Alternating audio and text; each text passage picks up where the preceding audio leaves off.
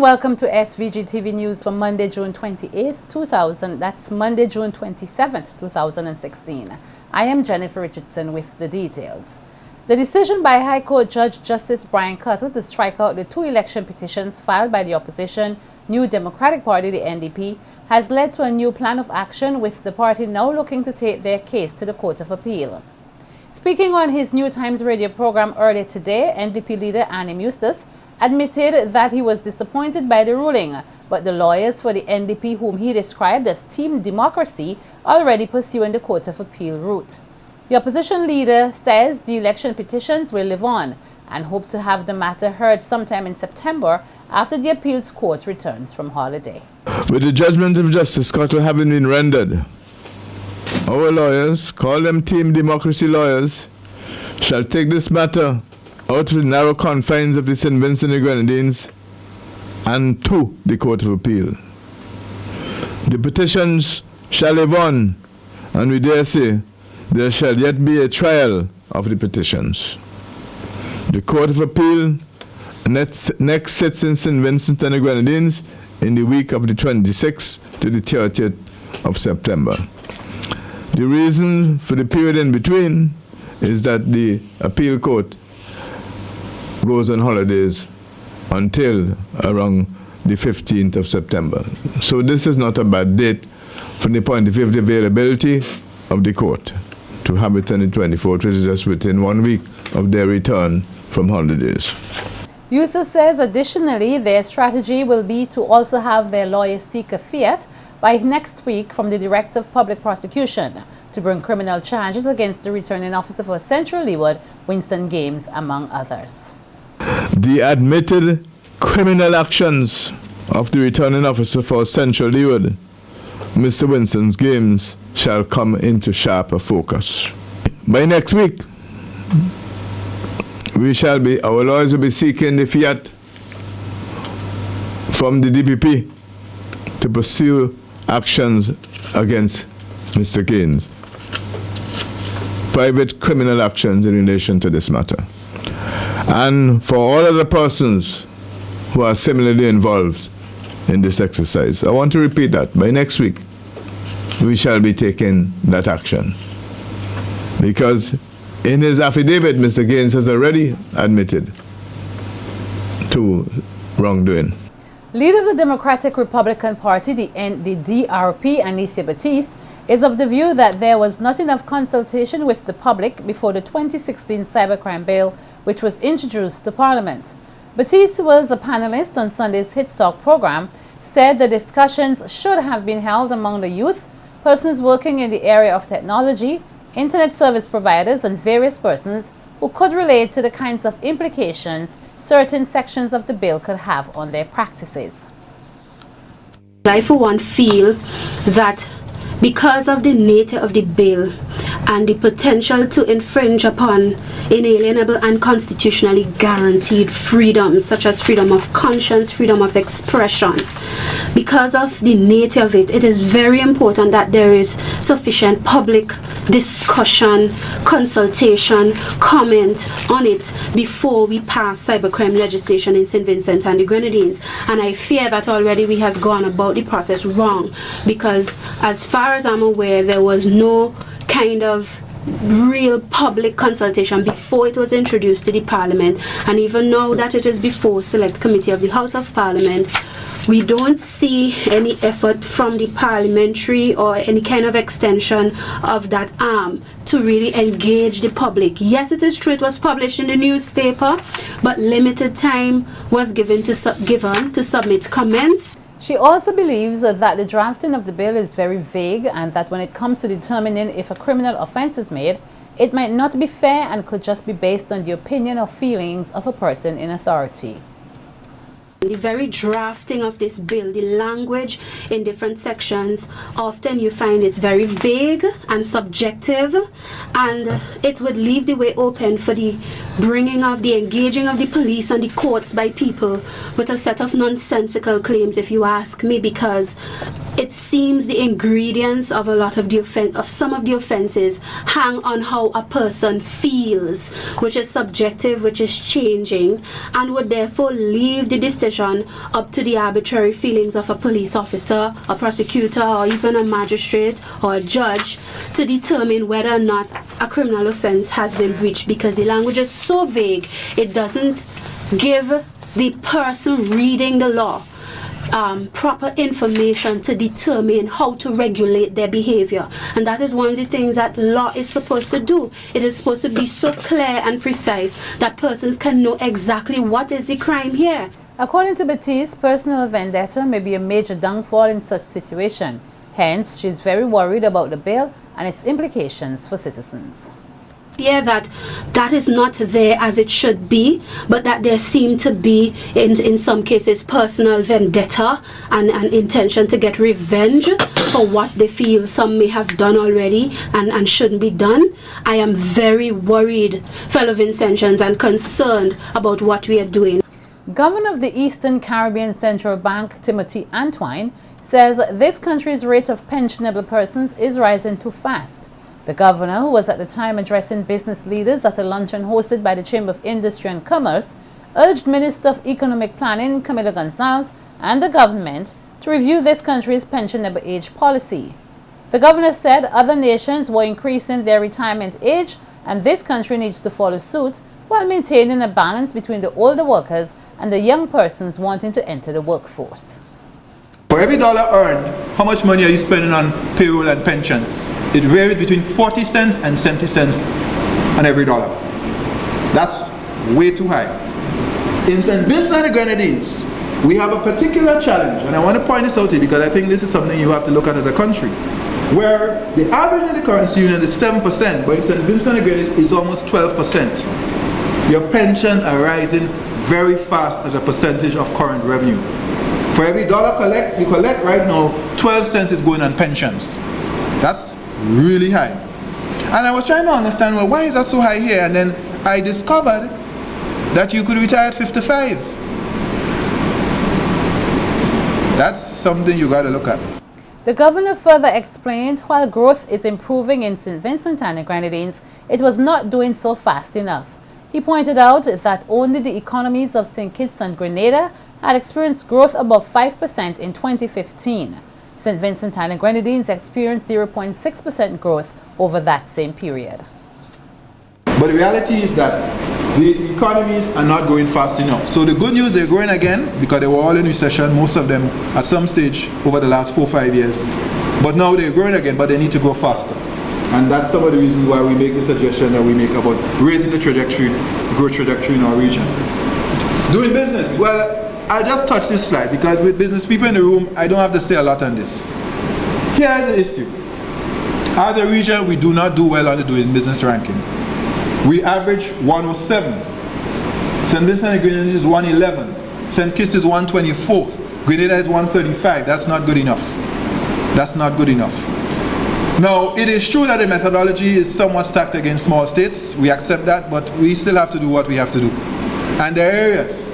So, when it comes to the question of trading across borders, we need to do better. When it comes to the question of registering property, we need to do better in St. Vincent and the Grenadines.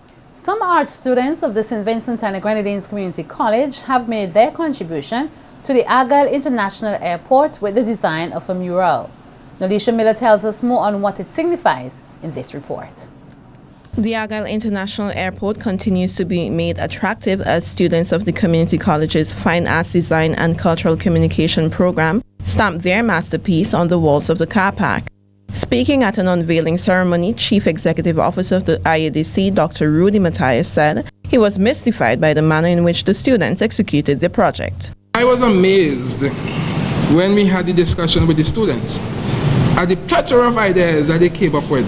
I couldn't imagine. In fact, they captured the ideas from the very beginning, even before the beginning. You hear them talking about the place for the artifacts, the history, the excavation, the persons who were living here before the airport was built, the agriculture that was performed here on the lands that we used to build the airport. They talk about the mountains and the sea and the cathedral that we had to relocate and the cemetery, all of the ideas. And I was mystified actually, because for them to be able to tell us about these ideas, it meant that they had to go and do some research.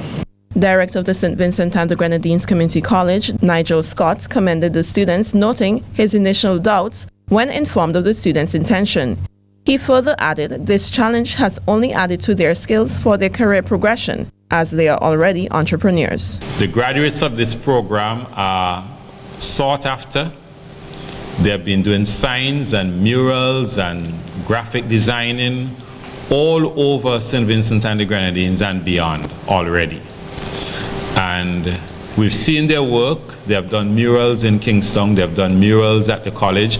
And in fact, students, this year you're probably destined to do a mural somewhere on a college wall. And I'm sure you rather appreciated the opportunity to make an impact here at the Argyle International Airport. Meantime, Minister of Gender Affairs and National Mobilization, Frederick Stevenson, in addressing the students, stated that their contribution to the development of the AIA will be there for all to see in years to come. When you come down to the Argyle International Airport and you're traveling overseas, and you come down and you look at the mural on the wall, and you'd be able to see to your friend or your relatives or a visitor or somebody, you know, I did this piece. This mural here will give you a sense of belonging, a great sense of accomplishment. The students were able to complete the project in less than 2 months. Nolisha Miller, The Evening News. A seminar in effective production scheduling and costing will take place here tomorrow, Tuesday, July 12th. The seminar is designed to equip participants from the business and manufacturing sectors with the knowledge and understanding of effective planning and scheduling to reduce their overall manufacturing costs and improve productivity. It will be delivered by personnel from the St. Vincent and the Grenadines Bureau of Standards, which has partnered with Vinci Plus for the seminar. The seminar will run from 8:30 a.m. to 4 p.m. at the conference room of the Center for Enterprise Development Incorporated, CED. 82-year-old Berkeley Nanturn died at the Milton Cato Memorial Hospital on Saturday morning, June 25th, after he was discovered unconscious in his home in Lomans Leeward, which was set ablaze on Friday night. Nolisha Miller tells us more on the incident in this report. A family in Lomans is mourning the death of a Pinnacle member. Berkeley Nanturn, 82, was pronounced dead at 4 in the morning on Saturday, June 25th, at the Milton Cato Memorial Hospital. Nanturn was found unconscious on the floor of his burning house on Friday night, June 24th, after it mysteriously caught a fire. Speaking to Kevin Lynch, grandson of the deceased, he explained to us that he has been living with his grandfather all his life, and that at the time of the incident he was not too far away hanging out with friends when someone delivered the news that his home was on fire. Lynch, who is said to be the favorite grandchild of the deceased Nanturns, said his immediate thought was of his grandfather's welfare. I go in the back and I ask somebody, your my grandfather, they say that he's in the house. He do the burn up, so that gave me panic now. So I end up now and break on my window. I break my bedroom window now, but I reach in the house now. I go in the house now, I like me and see him in his bedroom. So I start to panic now, but the smoke, panicking, and it's too much smoke that like nearly faint me inside. So one of my friends now have to come in and pull me out of the house now. So when I come back out now, I take off my vest and put it on my face. Then I go back inside and me and see him again. And so I come out and people didn't still the chain for out the fire. Then I come out and rip off the back door. And when I saw him on the ground, lay down, unconscious. He wasn't moving or anything, but his eye was open. According to the family, Nanturn was battling prostate cancer for roughly 6 years. He suffered from burns about his body. But according to his family, he died due to excessive smoke inhalation. However, his grandson is convinced that foul play was involved. No, nothing was left. Like matches or anything was wrong. It wasn't an electric problem. Because if it was an electric problem, the switch, while the fire was burning, the TV and the fridge, everything was still on. As I went and go and turned them off. I turned off the fridge and released the gas back up and take off the socket and everything. Yeah, so it was an electrical problem. It's somebody like they threw something in the room. And it catch up the fire like a flambeau or something. Meantime, daughters Bernadine and Alex Lynch told SVG-TV News they received news of the incident on Friday night. Even answering me, I calling him, I saying, Dada, you in pain, and all he doing, he's just watching me, he's not saying anything. I wish I can just see the person now, just to question them and ask them why did you do this? Who sent you to do it? You kill an old man. I go home, but I couldn't sleep. Because I keep wondering who could do this wickedness? Who could do this wickedness to my dad? My dad deserved to die like this. He had prostate cancer, but at least he had, he was strong. He could have come. Everybody used to see him in the porch and so outside. And he was well known in the community. Yes, very. Everybody know him. Reds, they go call Reds him. Nanton's death comes over a week after 67-year-old Errol Chambers was found hanging at the Calypso playing field. An autopsy on Nanton's body was to be carried out earlier today. Nolisha Miller, The Evening News. British-born businessman David Ames, who was recently slapped with 4 charges of theft, along with 4 other joint charges with lawyer Samuel Comishang for tax evasion, is said to have fled the country. This was disclosed this morning by Crown Counsel in the DPP's chambers, Kareem Nelson, at the Kingston Magistrate Court. Last Monday, during the liquor license session, lawyer Commission approached Senior Magistrate Bertie Pompey and requested an adjournment in the matter, which was being brought against himself and David Ames, who was summoned to appear in court on that same day, but did not appear, and the bench warrant was issued for his arrest. Lawyer Commission appeared in court early today and maintained his innocence to the 4 joint charges between himself and Ames of tax evasion in the amount of $4,854,095 between February 1st, 2011 to December 31st, 2013. The trial has been set for August 5th, 2016. In other court news, MacLeod Glasgow, resident of the village of Glen and South Rivers, has been arrested and charged for the unlawful and malicious wounding of his 54-year-old brother Anthony Glasgow of the same address on June 15, 2016. MacLeod Glasgow is accused of inflicting a cutlass wound to the face of his older brother on the date in question during a family feud at Glen. As a result, the victim was hospitalized at the male surgical ward at the Milton Caton Memorial Hospital for approximately 1 week, nursing the injury. The accused was escorted to the Kingston Magistrate Court earlier today before Senior Magistrate Bertie Pompey, facing the indictable charge to which he was not allowed to plead. Court prosecutor, Station Sergeant Elgin Richards, did not object to his bail, which was allowed in the sum of $5,000 with 1 surety. He was also ordered to report to the Calypso Police Station Mondays and Fridays between 6 a.m. and 6 p.m. and not to have any contact with the victim. The matter was adjourned and transferred to the Serious Offences Court on Tuesday, June 28, 2016, to have a date set for the preliminary investigations. Stay with us, Carnival Beat is coming right up.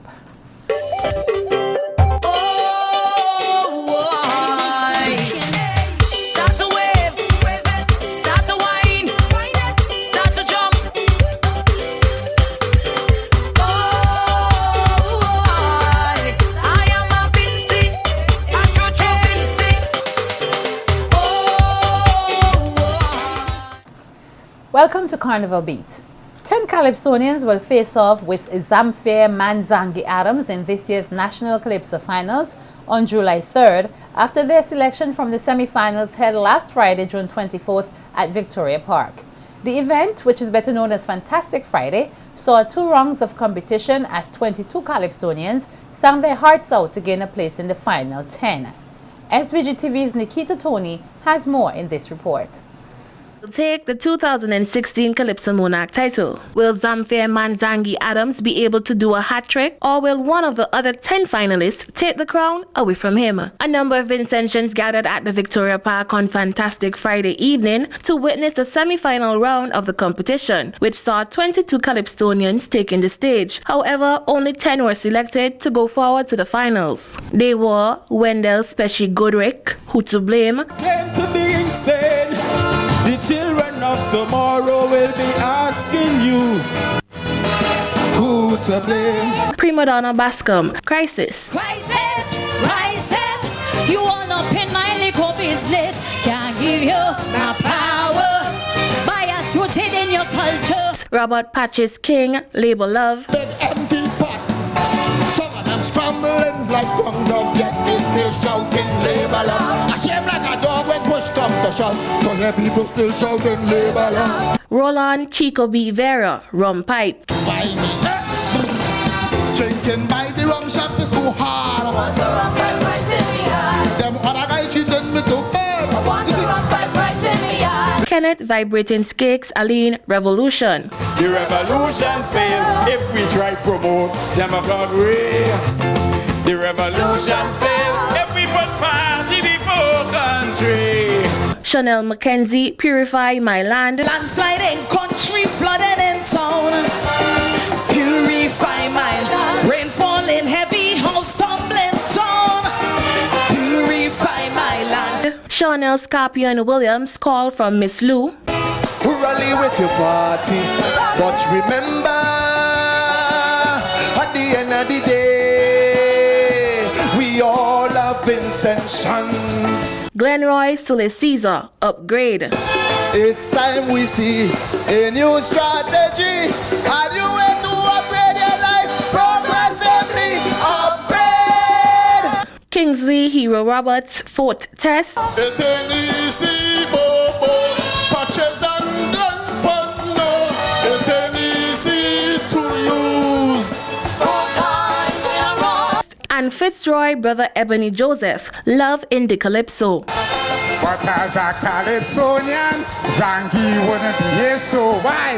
He had love, plenty love in the Calypso. The Lucky 10 will now go on to face reigning Calypso King Zamfir Manzangi Adams to see who will be SVG's 2016 Calypso King or Queen. Nikita Tony reporting for Carnival Beat.